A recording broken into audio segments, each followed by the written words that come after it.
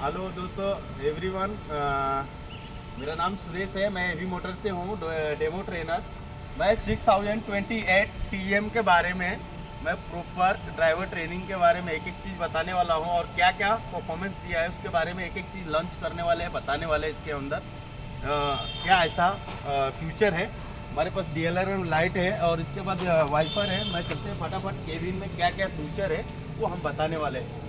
तो पहला first cabin में क्या क्या फ्यूचर है, मैं ड्राइवर को एक एक चीज़ ट्रेनिंग देने वाले हैं और उसके में क्या क्या फ्यूचर है ड्राइवर को प्रॉपर तरीके से।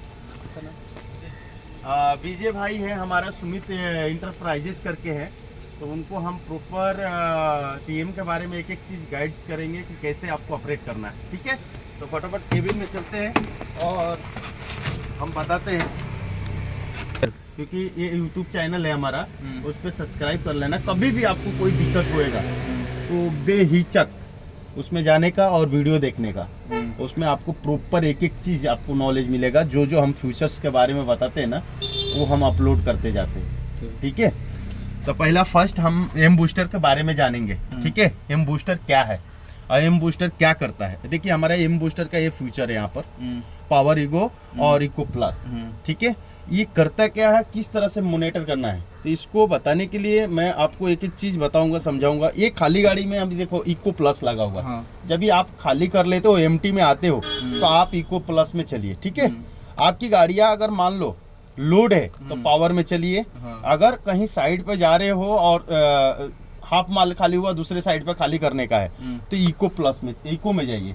इको में से क्या होगा, अभी तीनों को वर्जन बता रहा हूँ कि कितना कितना पावर जनरेट करता है। फर्स्ट आपको इको 50% पावर जनरेट करती है, जिसे हमको जितना ही फ्यूल एफिशिएंसी की जरूरत है उतना ही हमारी गाड़ी लेती है। ठीक है, दूसरा इको प्लस में 75% पावर जनरेट करती है।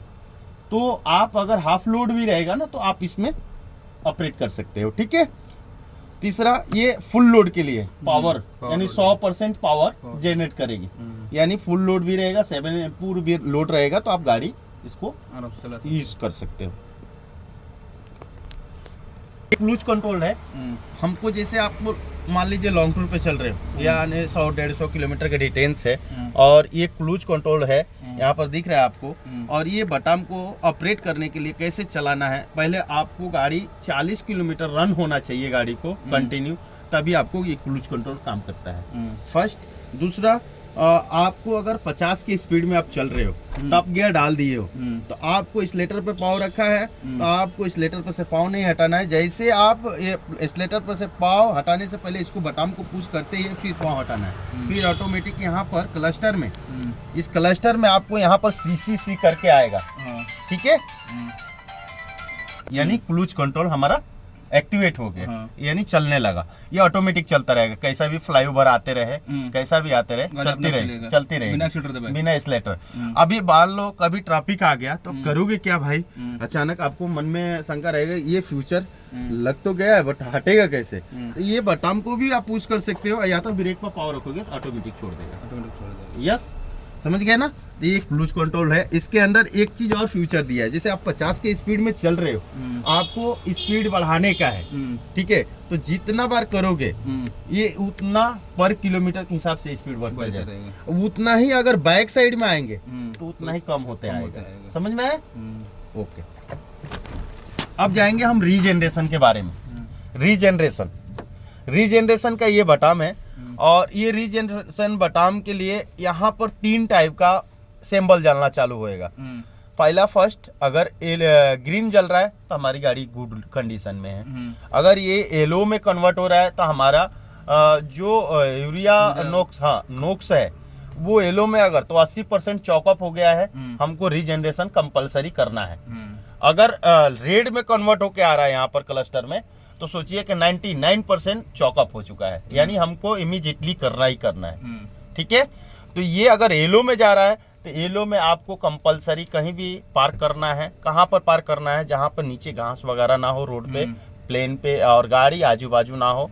क्योंकि जो हम गाड़ियाँ का रीजनरेशन में जब भी ढकेलते हैं गाड़ी को, तभी क्या होता है ना कि इसका टेम्परेचर 2 से 3 गुना ज़्यादा हो जाता है। क्योंकि जो कार्बन डाइऑक्साइड जो इंजन और ये नोक्स के अंदर जो जमा होता है, वो साफ सफाई करने के लिए टेम्परेचर हीट होता है, तभी वो जला के मतलब नोक्स में जो भी यूरिया छिड़काव करता है तभी वो पानी बना के बाहर छोड़ देता है, यानी मतलब ऑक्सीजन बन के छोड़ देता है। तो समझ गए, उससे ये रीजनरेशन का फ्यूचर है। तो रीजनरेशन कैसे करना है, जैसे आपकी गाड़ी का टेम्परेचर मिनिमम 70 होना चाहिए। अगर 80 पर जाएगा तो आपको एग्जॉस्ट फैन चालू हो जाएगा, समझ गए, जो ऑटोमेटिक एग्जॉस्ट फैन दिया हुआ है। अगर 80 पर जाएगा तो ऑटोमेटिक एग्जॉस्ट फैन चालू हो जाएगा, तो वो फिर आपका ठंडा होने लगा है इंजन। तो ये मिनिमम 70 तक जाते जाते आपको बटन को क्या करना है, अगर ऐसा सिंबल आने लगा तो आपको 10 सेकेंड तक ये बटन को पुश करना है। ऑटोमेटिक ये 2200 आरपीएम पे जाएगा, ठीक है। 2200 आरपीएम पे जाएगा तो आपको घबराना नहीं है, कुछ नहीं करना है, छेड़छाड़ नहीं करना है जब तक इसका प्रोसेस रहता है। जितना अगर नोक्स में कार्बन अगर जमा होगा वो जलाने के लिए 15 मिनट का भी रहता है, 20 मिनट का भी रहता है, 40 मिनट का भी टाइमिंग रहता है। जैसा उसको टाइमिंग रहेगा, जैसे आपका चलता रहेगा, धीरे धीरे धीरे धीरे आरपीएम आपका स्लो होता जाएगा, वो सिंबल हट जाएगा, फिर आप गाड़ी कहीं भी मूवमेंट कर सकते हो। रीजनरेशन के बारे में समझ गए। डबल गट्ठा और एवीएस सेंसर के बारे में। एवीएस एयर ब्रेक सिस्टम है, जो कि हमारी गाड़ियों में, पहले की गाड़ियों क्या होता था कि अगर हम चल रहे हैं तो क्या होता है कि अगर लेफ्ट कटिंग कर रहे थे या 20 या 30 के स्पीड में लेफ्ट कटिंग करते थे तो अनबैलेंस होते थे, गाड़ी स्लिप होने के चांसेस होता था, पलटने के भी चांसेस होती थी। अभी क्या है, एबीएस हमारे हर टायर में दिया हुआ है। जैसे आप लेफ्ट कटिंग कर रहे हो, लेफ्ट कटिंग करते समय अगर आप का एबीएस हमारे गाड़ी में लगा हुआ है तो क्या करता है, अगर 30 की स्पीड कटिंग कर रहे हो तो आपको राइट वाला क्या करता है, सेंसर को खिंचाव बना के यानी बैलेंस को मेंटेन करके रखता है, समझ गए। 30 की स्पीड में अगर वही राइट अगर कटिंग कर रहे हो तो लेफ्ट वाला क्या करता है कि लेफ्ट वाला खिंचाव बना के यानी बैलेंस को मेंटेन करके रखता है, समझ गए। ये एबीएस का काम करता है। इसमें आप 4x4 डबल गट्ठा दिया हुआ है। ये करता है क्या है कि जैसे आपकी गाड़ी कहीं फंस गई ऊंचा खाला में या कहीं भी टायर घूमने लगा तो 4x4 दिया है, तो फर्स्ट अगर आपके कोई भी चक्का एक फंस रहा है तो एक दबाइए, दूसरा अगर 4x4 यानी चारों चक्का फंस रहा है तो चारों दबा के आप निकाल सकते हो, समझ गए। ये हो गया। ये आपको भूल चूक से कभी बाई चांस पैर वीर से लग गया, अगर देखिए यहाँ पर मैं एक सिस्टम दिखा देता हूँ, अभी ऑन करेंगे ना तो देखो यहाँ क्लस्टर पर शो करने लगेगा PTO on operation engine start not possible, यानी अगर बाई चांस आपसे बटन पुश हो गया आप स्टार्ट नहीं होगा, समझ गए। देख कभी भी ऑफ में रखने का है। ये एडिशनली हमारे पीटीओ सिस्टम दिया हुआ है कि कभी फ्यूचर में कभी लगाना हो कोई चीज तो लगा सकते हैं। ये पीटीओ सिस्टम हमारे इंजन के रिलेटिव दिया हुआ है, ठीक है। इसके बाद हमारे देखो यहाँ पर इंजन कंट्रोलिंग दिया हुआ है, ठीक है, बैक साइड में। जैसे आप घाट सेक्शन में चलते हैं तो कभी भी मैं हर ड्राइवर को यही समझाता हूँ कि आप लोग घाट सेक्शन में उतरते समय न्यूट्रल ना मारे और टॉप गियर में ना उतारे। उससे क्या होता है, ओवररन होने की चांसेस होती है गाड़ियाँ का। उससे क्या होता है, ब्लॉक वगैरह फटने का चांसेस रहता है। ओवररन हो जाएगा तो आपको गाड़ी में इंजन में प्रॉब्लम आ सकता है। तो इसलिए मैं हर आदमी को 2 से 3 4 नंबर में ही गाड़ी उतारना चाहिए, इससे ज़्यादा में नहीं। और इंजन कंट्रोलिंग कंपलसरी यूज करना चाहिए, ठीक है। इससे क्या होता है कि 50% तो हम कवर कर रहे हैं, 50% ये इंजन कंट्रोलिंग कर देता है, तो इससे आपको फायदा रहता है। नीचे आप जाएंगे तो इंडिकेटर है, 4x4 इंडिकेटर जो पार्किंग के लिए, ठीक है। ये वाइफर है, ये हमारा आप देख सकते हैं कि ये इसमें 3 ब्लेड का वाइफर दिया हुआ है। इसमें ये पानी का पूस है, देखिए इसमें पानी नहीं है, पानी फुल है इधर, तो वहाँ से हम चेक कर लेंगे, वो पाइप वगैरह मुड़ा रहेगा तो ठीक हो जाएगा, ठीक है। ये हमारा फ्यूचर है। दूसरा हमको गाड़ी में जानना है कि गाड़ी में कभी आपको एरर बीरर आ रहा है तो कैसे आपको चेक करना है। तो फर्स्ट देखिए यहाँ पर इंटर कीपैड वाला मोबाइल चला है ना, वैसा सेम सिस्टम है। यहाँ पर मैं बताने वाला हूँ, ये इंटर का है, ये बाहर आने का है, ये प्लस से नीचे जाने का है, ये माइनस से ऊपर आने के लिए, समझ गए। तो हम इंटर फंक्शन में जाएंगे, ठीक है। तो आपको इंटर फंक्शन में जाने के बाद हमको कोई भी अगर गाड़ी रिलेटिव अगर फ्यूचर में कमी आ रहा है या कोई एरर आ रहा है तो आपको कहाँ आना है, 5वें ऑप्शन पे व्हीकल मैसेज पर, तो ये प्लस से जाएंगे, ठीक है। इस पर आने के बाद हम इंटर को किक मारेंगे। यहाँ पर लिख रहा है ना अभी नो मैसेज, यानी हमारी गाड़ी बिल्कुल गुड कंडीशन में है, यानी गाड़ी में कोई प्रॉब्लम नहीं है।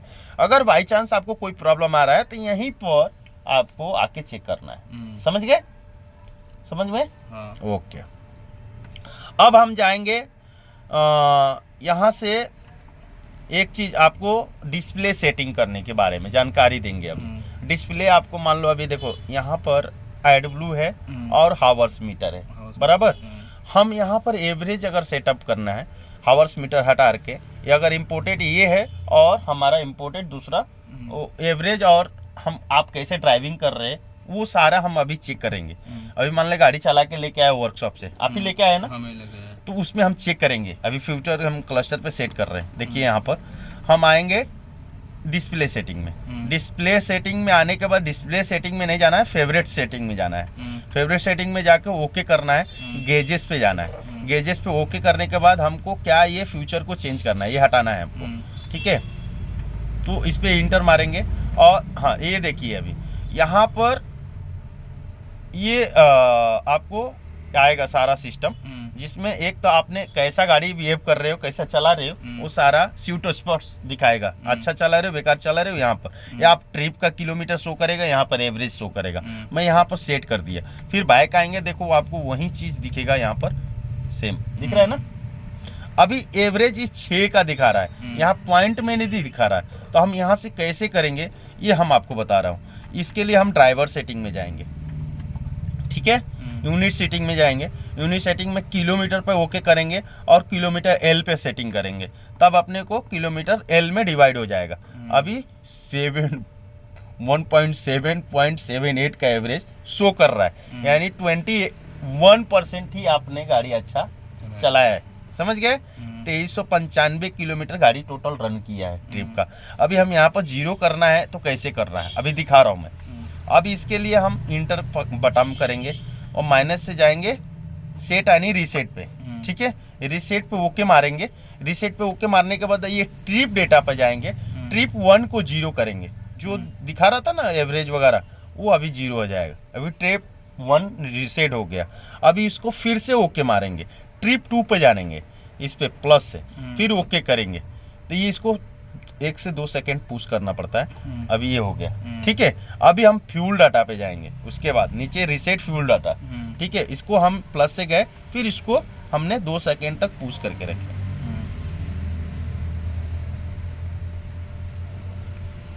थोड़ा टाइम लगता है फ्यूल डाटा के लिए।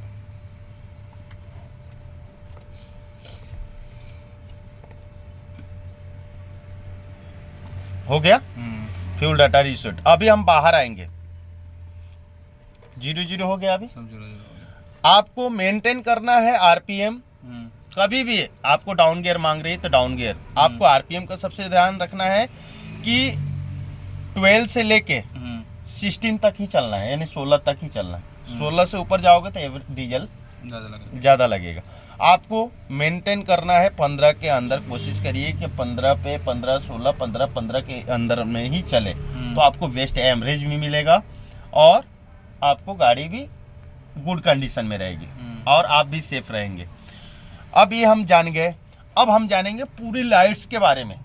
लाइट्स हमारे किस काम में और कौन सा इमरजेंसी के लिए है और कौन हमारे क्रिटिकल है, यानी कौन सा ऐसा गाड़ी में हमारा अगर प्रॉब्लम आ रहा है तो वो सबसे बड़ा इम्पोर्टेंट क्या है लाइट का। तो हम जाएंगे कहाँ पर, डायग्नोसिस पे जाएंगे, ठीक है। डायग्नोसिस पे जाने के बाद सेल्फ टेस्ट में जाएंगे। सेल्फ टेस्ट ओके करेंगे। यहाँ पर टील टेल्स टेस्ट, यहाँ पर ओके करेंगे। सारे पैरामीटर्स का लाइट्स चालू हो गए, दिख रहा है आपको। तो हम हर लाइट्स के बारे में बताने वाले हैं। अभी देखो रिजनरेशन का बारे में बताया था मैंने आपको, ग्रीन जल रहा था, हमारी गाड़ी गुड कंडीशन में। तो ऐसा देखिए 1 ये पार्किंग का है हमारा, लेफ्ट राइट इंडिकेटर है क्या।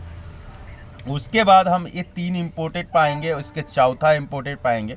पहला है fog lamp, head lamp, dim lamp, seat belt, hand brake, fog lamp. ये आपको मालूम है क्या चीज का लाइट है? ऑयल का है ना, ऑयल का है। यदि आपको गाड़ी में ऑयल कम हो जाता है तो ये सिंबल जलने लगेगा, ठीक है।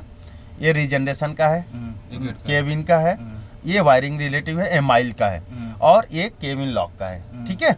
यहाँ पर देखेंगे AdBlue का है, बैटरी का है, डबल गट्टा का दिखा रहा है, समझ गए। फ्यूल का है, ठीक है। यहाँ पर आएंगे टेम्परेचर का है, एयर प्रेशर का है, ABS सेंसर का है, आगे और पीछे का, समझ गए।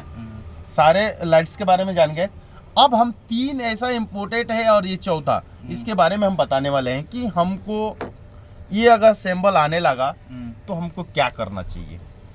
अगर चेक का लाइट आ रहा है तो हमको क्या करना चाहिए कि चेक में आने के लिए वही 5वें एक्शन पे आके हमको चेक करना है कि क्या इंफॉर्मेशन दे रही है गाड़ी, यानी हमारी गाड़ी में क्या प्रॉब्लम आ रहा है। तो 5वें एक्शन पे आएंगे ना तो आपको कुछ कोड लिख के आएगा, वो फोटो खींच लेना।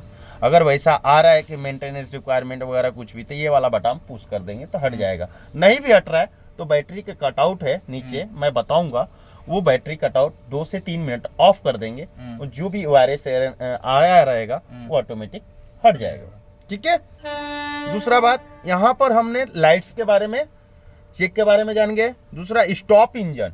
स्टॉप इंजन के मतलब क्या होता है कि हमारी गाड़ी में बहुत बड़ा क्रिटिकली इशू है। तो क्रिटिकली इशू है तो हम करेंगे कैसे।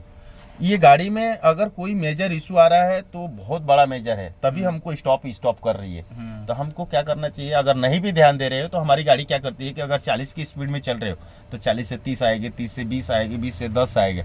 स्पीड आते आते वो स्लो हो जाएगा, ऑटोमेटिक आप साइड ले लोगे। तो ये सुरक्षा भी करता है हमारा।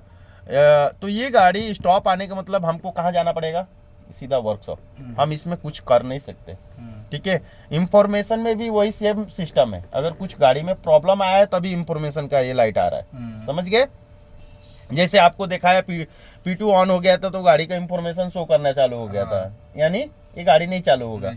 उसी तरह एमाइल में, ये एमाइल जो है, एमाइल का जलता रहता है वो नहीं, ये नहीं जलता नहीं रहेगा। नहीं, वो नीचे वाला एमाइल ये ऑफ टाइम में ही जलेगा।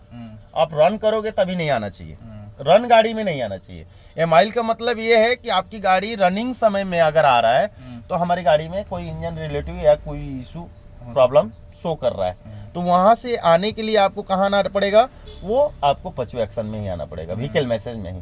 वहां से आके चेक करके फोटो खींच के आप नियर अबाउट जो भी आपसे संपर्क में है आइसर वाले, उनसे संपर्क में बात कर सकते हो, पूछ सकते हो। नहीं समझ में आ रहा है तो आप हमारा नंबर ले लीजिएगा, मुझे पूछ सकते हो, मैं बता दूंगा। दूसरी बात, अगर ज्यादा क्रिटिकली रहेगा, मैं बोल दिया कि हेल्पलाइन नंबर पे कॉल करो, तो आपको उस साइड में डोर के बाजू में चिपकाया हुआ है, मैं आपको दिखाऊंगा वो भी लास्ट में नंबर। तो ये हमने लाइट्स के बारे में समझ गए, प्रॉपर समझ में आया एक एक चीज। उसके बाद देखो हम गेजेस के बारे में यहाँ से चेक करेंगे हमारा गेजेस कैसा है। तो ये देखिए सारा गेजेस हमारा ओके है, समझ गए, समझ में आया, यानी हमारा पूरा ओके है, पूरा मीटर चालू है। हाँ। अब यहाँ से हम डिस्प्ले टेस्ट, यानी डिस्प्ले भी हमारा ओके है, समझ गए। ये सब इतना डीप में नहीं जाने की जरूरत है। ये देखिए अलार्म देती है, जैसे जैसे आपकी गाड़ी में अगर प्रॉब्लम होता है, ओवररन इंजन कर रहा है, पावर ब्रेक कर रहा है, जैसे स्टॉप यानी कर रहा है तो गाड़ी को इंडिकेट कर रही है, चेक इंफॉर्मेशन अभी आएगा, इंफॉर्मेशन, समझ गए ना। ऐसा अलार्म भी बजेगा, नहीं ध्यान दे रहे हो तो अपने आप गाड़ी हमारा रुकने चालू हो जाएगा, समझ गए। ये सारे फ्यूचर है हमने जान लिए, और ये ध्यान में रखते हुए आपको गाड़ी को मॉनिटर करना है। ठीक है। आप अगर सेफ हैं, अगर गाड़ी को आप सेफली चला रहे, अभी आज के डेट में गाड़ी की बात करें तो पहले हम ड्राइवर लोग गाड़ी को मॉनिटर करते थे, अभी गाड़ी इंडिकेट कर रही है हमको चलाने के लिए, समझ गए। तो उसके आधार पे चलना है, ताकि अपने हिसाब से नहीं, समझ गए। ओके।